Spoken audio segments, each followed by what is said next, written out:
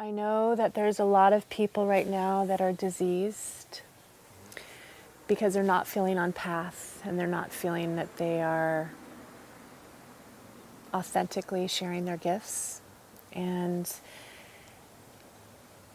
I am reflecting on a time in my experience where, once again, everything showed up in the form of money, and I didn't have enough money. I couldn't even afford toilet paper. That's how broke I was.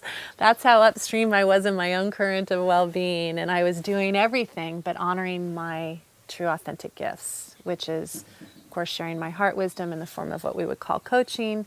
But at the time, I was doing all these different things, and it was the second time in my life where I considered suicide, and I was deeply depressed. Once again, I reached out to a friend, and I authentically shared what was going on for me. And a book appeared. Another book showed up in my life. And I opened this book up, and right in the center section of this book, it posed 3 questions. If you had 6 months left to live, where would you be? Who would you be with? And what would you be doing?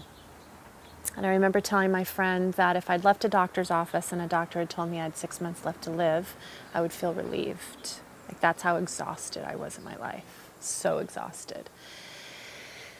And he said, well, you're not going to off yourself, are you? Because you actually know that that's not really officially an out. You're just going to recycle back all over again to do it all over again. And I said, no, I'm not going to off myself. And he said, so stay in that emotional place. Where would you be and what would you be doing? And I had such a profound realization that I would write a spiritual memoir about my life, and I would coach.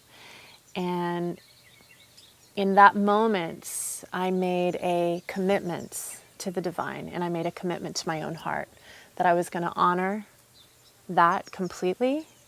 And I sort of made an ultimatum because I was pissed off before that. I felt like, why would I not just be given the things that I was needing? And I was actually taking a path of what I thought was service, but there was still a piece that was missing.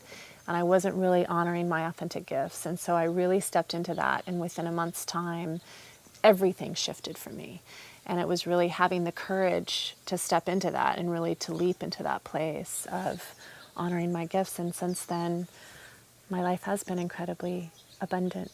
So that's a very important piece.